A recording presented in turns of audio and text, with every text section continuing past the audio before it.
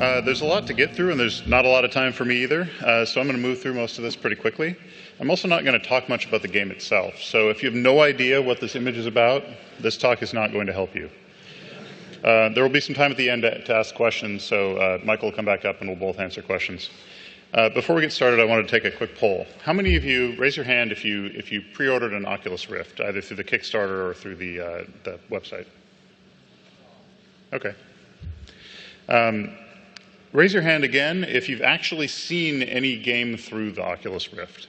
Seen something at the booth or at, okay. So many of you ordered it on faith, which I did too. I'm hoping to get mine any day now. All right, so what we did is we added support for VR to TF2. This actually shipped last week.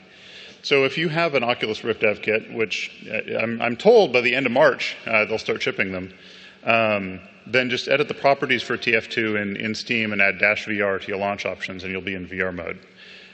This is an update to the game that shipped last week, and the game is free. So I really encourage you to go check it out.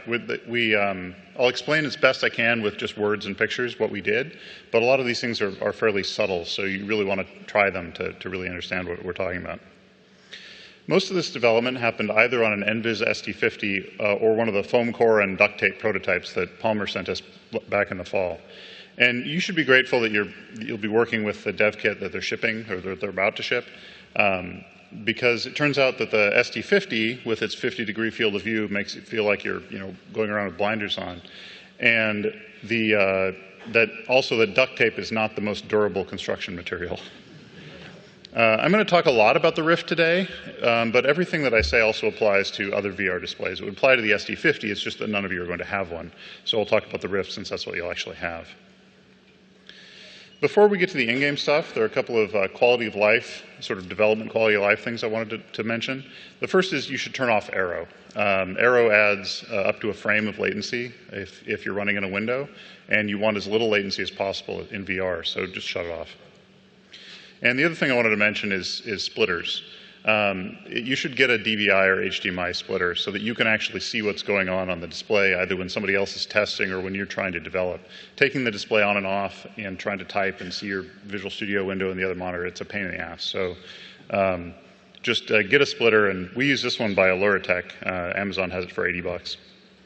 One thing to watch out for is that this splitter is actually capable of reporting 3 different display IDs. And if you have the wrong one, then the Rift SDK won't recognize that you have your display plugged in. So you may have to plug and unplug things in a particular order to get it to report the right one. So just play with it and you'll figure it out. The actual process of getting an existing game running in VR is pretty straightforward. You'll probably have the basics up and running within about a week, and then you'll only have the other 95% to go. Hopefully what we've learned will save you some time. And we think that our second game will probably take about a month for one person to get up and running. At a high level, what I'm going to talk about is latency, how to render the output of the game in stereo, how to deal with the UI in stereo, some approaches that we took to integrating the head tracking input with the mouse and keyboard input, and some quick ways to make people sick, and hopefully how to avoid them. You remember about 10 seconds ago when I said I was going to talk about latency? Well, I'm not really. What I'm going to do is give you a couple of links to a couple of blog posts. Michael mentioned these posts in his talk also. These go into a great amount of detail about the sources of latency and some approaches you can take to eliminating it. But giving the latency the time it deserves would take the rest of the hour, so I'm going to let you go read this offline. These are the URLs, but really just tell Google what you want and it'll find it for you. Next up is stereo rendering. And what should you actually draw to your screen to have your game work in VR? Until you get this right, looking through the display, nothing is going to make sense to your brain and it's just going to mess you up. So this is the first thing to address. When you get your display connected, it will appear to Windows as an extension of your desktop.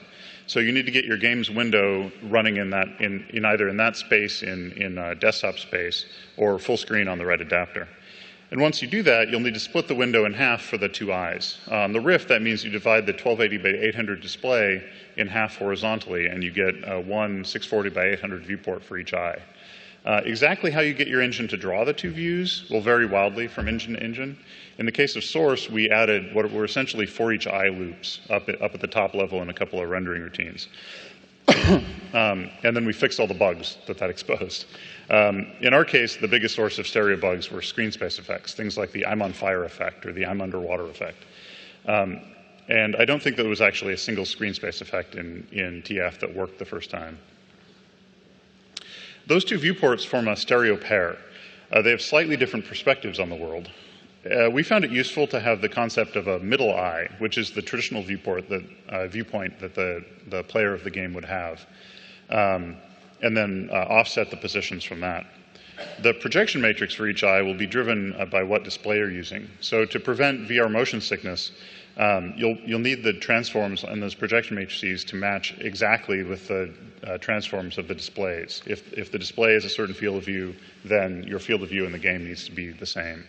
In the case of the Rift, the SDK will tell you what those values are, and they do vary from display to display. So just read the documentation; it'll explain it all. And I'll get more into some of the other causes of motion sickness in a bit. The other thing you may have to deal with when rendering in stereo is player weapon models. In the case of the Source engine, we use special models that we draw, last, so they always appear over the world. And they're not exactly the same model. They actually end at the elbow. The tall vertical field of view on the Rift was actually taller than it is wide. Made it so you could actually see the elbows. And several of the input modes actually involve moving your aim point within the screen. So those would easily expose the missing, upper arm and elbow on the models that worked even in the sort of standard mode. So in TF, we don't actually use these custom models in VR mode at all. What we do is we draw the third-person model that you would see if you were on a server with somebody playing the game. And we cut the head off and then basically hang it under the camera so that if you look down, you see your weapon and you see your body. One last thing I want to mention before we move on to UI. Unless you pre-distort the image that you display in the Rift, they're going to come out looking something like this. The lenses in the Rift apply a significant pincushion distortion to the image. And the way to deal with this is to apply a barrel distortion to the image. Then the lenses will back out the distortion, and your lines will be straight again. The SDK has all the shader code to do this, and it will report the values that you need to plug into your distortion function. Those values do vary from display to display, so make sure that you actually read the values and make them dynamic at runtime, otherwise you won't work in future displays. It might seem like this is a bug, but this is actually a huge feature of the Rift. One of the things that held VR back in the 90s is that it's a really difficult problem to take a display that's an inch or two from your head and let you focus on it in a distortion-free way.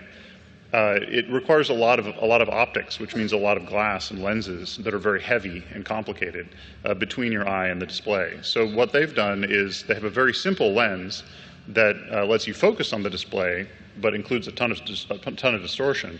And they move that work onto the video card. Modern video cards are more than capable of dealing with this. So this trade-off is for weight and comfort on the display for a little more software complexity, and it's definitely a good trade-off. All right, so on to UI. First up is why this is actually complicated. You can't just take your UI and draw it at half width on the two halves of the display and expect it to work. Your eyes and your brain use a bunch of different factors to figure out how far away something is from you. And here's a partial list that's sort of roughly ordered from most significant to least significant. I say it's roughly ordered because how important these cues are will vary wildly depending on the circumstances. So this is just sort of an approximate ordering. Many of these cues are cues that your game already provides just as part of rendering in 3D. There are two of these I really want to talk about. The first is occlusion. By occlusion, I mean what stuff blocks out what other stuff. So I can tell that my hand is closer than this guy in the third row because my hand blocks out part of him. Another powerful depth cue is convergence. Convergence is how far your eyes have to physically rotate in order to make the two views that you're getting of an object appear to be one object. For close-up objects, you have to rotate much further than you do for further away objects. And for objects that are really far away, you basically don't rotate. Your eyes are more or less parallel. That's what you're simulating when you show the same image to each eye. And that's why it's a bad idea to draw the UI to the views directly. When two views of an object are identical, it tells your brain that they're at infinity, at least in terms of convergence and stereo disparity. Stereo disparity being the sort of standard 3D effect that you get at a 3D movie. When each person reacts a little differently when one of these cues doesn't match the others, but nobody has a good reaction. And some people react badly enough that they can't actually get the two objects to fuse anymore, so they actually see double for all of your UI. At the very least, you're going to cause a bunch of eye strain and headaches if you ignore this. The other problem is the distortion shader, and really just the layout of pixels on the display in general. The outer edge of the viewport is actually entirely hidden from the user. And then there's a band that's significantly warped, which causes visible filtering artifacts. What you really want to do is get your UI into the least warped part of the display, which is in the center, and it's only about 500 pixels wide. It's also easier to see in the middle of the display than at the edges. The center couple degrees of your vision fall into a part of your retina that's called the fovea. And about half of the information collected by your retina is collected by the fovea. If you really want somebody to read something, you actually either need to make it gigantic or you need to put it at some place where they can point their fovea at it. And nobody finds it comfortable to turn their eyes far enough that they can get their fovea aimed at the edge of the Rift display. The field of view is just too wide. And it seems like some people aren't actually capable of turning that far. So the HUD's a pain. If you can get away with no HUD at all, that's probably the best way to go, and I expect that's what most sort of new for VR games will do. But that wasn't an option in TF. The HUD has a lot of information in it, TF, and it was very important information. So here's what we did. We render the HUD onto a render target, and then we draw that on a quad that sits out in the world about 10 meters in front of the camera, and it takes up about 50 degrees of horizontal field of view. There are still depth cue conflicts at that depth, especially with the player's own weapon model or with the part of the ground that's close to the player. But it corrects those depth cue mismatches for much of the rest of the scene. These configuration values at 10 meters and the 50 degrees, we're not at all certain that these are the ideal values. These are just ones that with our limited set of testers seem to be about right. So they're all in convars, and we're hoping people will play with them and we'll learn from that what sort of more normal acceptable values are to people. In our case, we also draw the non-HUD UI, the main menu UI in that same quad, which seems to work pretty well. One exception to all of this is the crosshair. This we do draw directly to the frame buffer, but to figure out how deep to draw it, how much to change the images for each eye, we cast a ray into the world to see what you're going to hit, and then we draw it at that depth. This is a little hard to demonstrate with images, but what you can see in these is that the edge of the crosshair actually lines up with some object that's at the depth that's under the crosshair. And it lines up in both eyes, meaning that it's at the same depth as that object in stereo. It's a little odd to see the crosshair change depth, but it avoids any convergence mismatch with the UI element that people look at the most in a first-person shooter. So it was a pretty important thing to include. Next up is user input. Most first-person shooter input boils down to just a couple of things. You have one 2D device, like a mouse or the right thumbstick on a game controller, that controls your view. And then you have another 2D device, like WASD or the left thumbstick on a game controller that controls how you move. VR complicates this by adding 3 more axes of input. The yaw, pitch, and roll you get from head tracking need to be folded in with your existing view controls to tell the player how to control their character, or let the player tell you how they want to control their character. And this complicates both aiming and looking significantly because the two are no longer one-to-one with each other. Another complication is the cord on the Rift itself. If you don't give the players some way to turn their character around without having to turn their head all the way around, then they're going to wrap themselves up in the cable and they're not going to be able to turn anymore. So those 7 axes of input need to map to 6 axes of output. One of these is pretty simple. You just need to know which direction you're going to move if you press W. Users expect strafing and reverse controls to be relative to forward control, so there's really only one output for those 2 axes. And I also skipped roll on the aim direction here. Maybe you have some weapons that aren't radially symmetric in your game, but TF didn't have any, so we didn't really dedicate much thought to it. One last thing before we get into the input modes that we built. In our case, yaw pitch and roll from the head tracker yaw pitch and roll from the head tracking are always mapped one-to-one to pitch and roll on the resulting view. And yaw is always just torso yaw, which is that concept of moving your character, plus the head tracking yaw. Anytime we did anything differently than that, anytime we changed the amount that your head moves, or the view moves when you move your head, we just made people sick because they didn't do what they expected, so we stopped doing that. The first mode we built for VR was pretty simple. Torso yaw rotation was controlled directly by side-to-side rotation on the mouse, and that was the torso yaw. Torso pitch and roll technically exists, but for all of these input modes I'm going to discuss, they're all 0, so they're basically not important. On top of torso rotation, we added data from the head tracker to get the view and aim angles, which are the same angles. And you're essentially aiming with your nose in this mode. This worked out okay, but we had a couple of complaints. One was that it's actually pretty difficult and actually tiring to aim with your head. The other complaint was that some people found it was strange to press W and have their head turned over here and to move this way. They felt like they should move this way. So from that complaint, we tried mode 1. In this case, torso yaw is still mapped to the mouse x-axis. Aim and look are still the same angles, and they're still torso plus head tracking. The difference is that you move in the torso direction instead of the look direction. So to help you keep track of where your torso is, we also displayed the HUD in front of your torso so that you could look away from the HUD and then look back to the HUD and know where forward was. It might seem strange that you would forget which direction your torso was facing, but people do it all the time once you put the headset on. It's really weird. This all worked pretty well for some of our other tracking systems, but as Michael mentioned, there's some yaw drift on the Rift. It doesn't drift in pitch or roll, but it does drift some in yaw, which means that eventually you lose track of your HUD. Like your HUD is behind you and your head's facing this way, and then you don't know which way is forward anymore. Mode 2 was an attempt to address the aiming precision issue that people had with mode 0. This was the first mode that unlocked the aim point from the center of the display.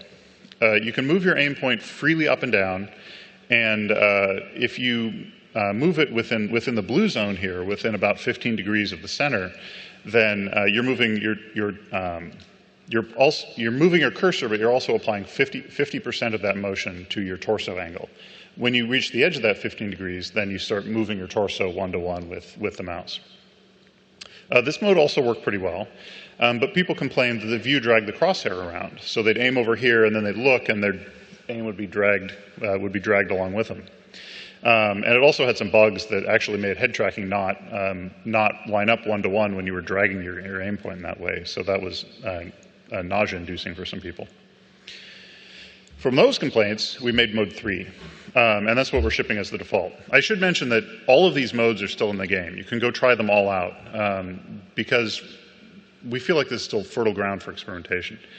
So in mode 3, you can move your crosshair freely within about a third of the screen. And if you push against the edges in yaw, then it'll rotate your torso. If you push against the edges up or down, it will just stop letting you aim up or down. The aim point is also completely unaffected by head motion. So if you aim over here and then turn your head and then turn it back, your aim is still at the same point. And then mode 4 is exactly the same as mode 3, except that forward motion is, instead of being attached to your view, it's attached to your aim point. We're pretty happy with mode 3, but we're under no illusion that it's the final answer on VR input. VR is really at the same point, input-wise, that first-person shooters were at before everybody standardized on mouselook. It's likely to take at least a few more years before we settle on any kind of standard. And now we come to the part of the presentation where I talk about motion sickness. I hope that none of you have sensitive stomachs. VR motion sickness is a lot like seasickness in a couple of ways. The first is in the symptoms. It's headaches, it's nausea, for some people it's cold sweats. The other is that it also seems to be like seasickness, something that you can adapt to over time. Over multiple play sessions, we've seen people get used to it, and their symptoms are greatly reduced or eliminated, and they can play for longer. This clip actually demonstrates two things you should not do.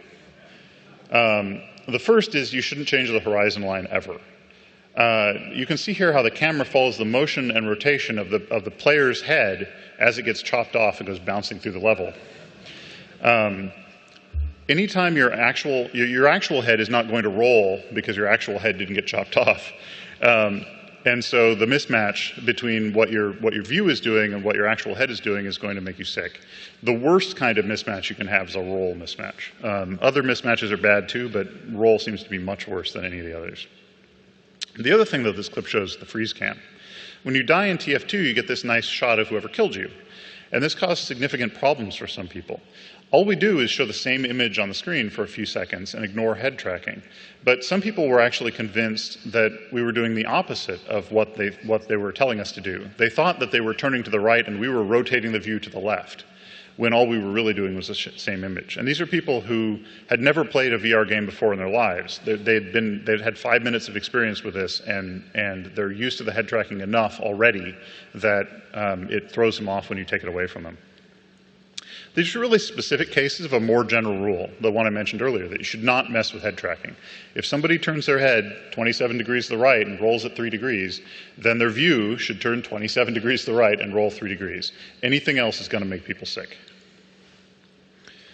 We found that involuntary motion of any kind actually caused problems for people. We had a bug for a while that caused the camera to slide to the side when you were in spectator mode. And for somewhere between half and a quarter of the players, this caused another wave of nausea. The exception actually seems to be moving the camera in the direction that it's pointed. Once we fixed that spectator bug and you were following along behind somebody, people were much more comfortable. And almost everyone is fine with forward motion when they're the ones pressing W and they're in control of their own forward motion.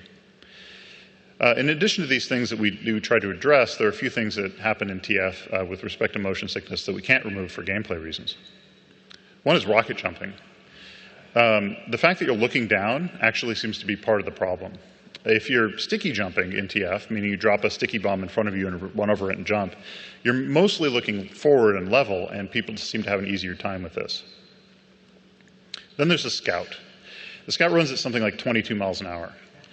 And moving around at that speed causes issues for many people. TF2 is a frenetic game in general, and we think that many of these issues would be less prevalent in a game that has a slower pace. One of the issues that surprised us was stairs or ramps, ramps being what stairs in TF2 really are. Some people get a wave of motion sickness whenever they go up or down stairs. And we think this is related to the ease with which people can move forward, but not in other directions. When you're going upstairs, if you're looking straight ahead, you're actually going forward and up at the same time, and we think that that's what's throwing people off. That mismatch is even more significant when they're looking down, and that seemed to be a little worse. With many of these things, it's really tough to tell, because everybody varies wildly with how strong their reactions are to these things. And so it's difficult. Like there's no sort of ideal human to test against. So it's a little tough to tell what's a person-to-person variation and what's an issue with the game. So that's most of what we learned for TF2. There's still plenty to figure out though. For instance, how would a pulled back three-quarter view game like Dota work? How would a third-person avatar game like Arkham Asylum or Tomb Raider work? How would head tracking interact with the control of your character? We're really just getting started, figuring out what VR can do and how to interact with it. And I'm excited to see where it goes from here, what you do with your games and what we do with ours. And that's all I've got. Any questions?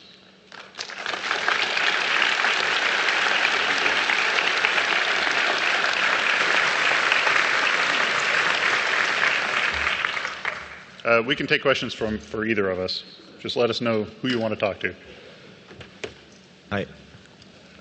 So in importing TF2, did you test any sort of pro players or players with a lot of TF2 experience? And if so, did they report that it was easier or harder to play and aim and sort of like, their experience the same as playing on a desktop just with VR, or did they have a whole different experience?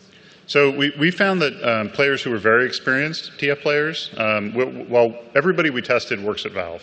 So, but there is, within people who work at Valve, a very wide range of skills. I'm, for instance, very bad at TF2. The people who are better actually have feel like their skill level is reduced more by VR.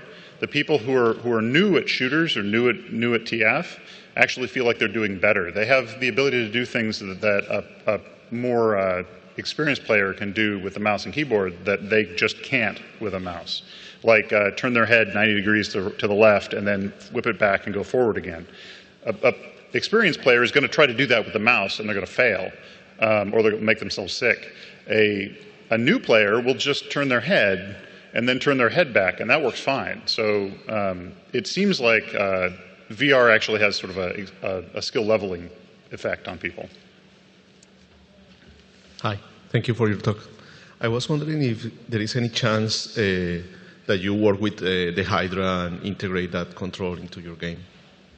So there is Hydra support integrated into TF, and I never actually tried to see how it worked with VR. So check it out. I mean, the Hydra support is in there, so it probably works. We didn't do anything specifically to break it.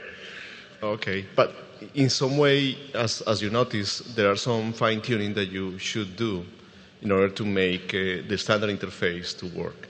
So probably for the Hydra. So there are a ton of kinds of input that we didn't try. Any kind of motion input is something that we didn't try. So we're hoping people will mess around with that now that TF is out there, and we're going to do some tests of our own. But we were mostly concerned with the gameplay and then mouse and keyboard, which we knew everybody would have. Okay, thanks. My question was about the Novant Falcon, so probably. Yeah, same answer, basically. Okay, thank you. Back in the back? You mentioned taking a week for development for TF2. Is that just to port it to the Oculus Rift? Did you do any prototypes to see how long it took to get up running?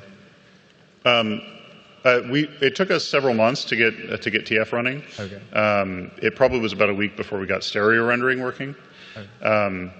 That was really just to get it working for any display in general. The Rift SDK itself is pretty easy to integrate, but what it gives you is, here's where to put your window, and here's how their head is turned. So everything else is up to you. You need to figure out, how to render in stereo and what to do with your game controls and all that stuff. And that's really the hard part. Integrating the SDK is pretty easy. Thank you.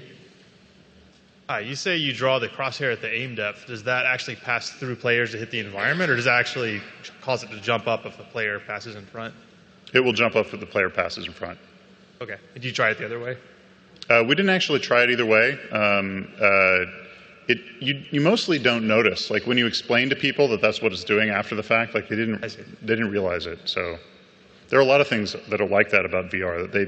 The other thing we hear about mode 3, the default mode, is I don't understand how it works, but it seems to do what I want. So I guess that's a good thing. Cool. On the subject of latency, I know there's a delay between when the brain lights up with an intention to move a muscle or something and when that actually happens. I guess I was wondering, with these new devices that measure brain waves, if you see any hope of anticipating movement and eliminating some latency that way.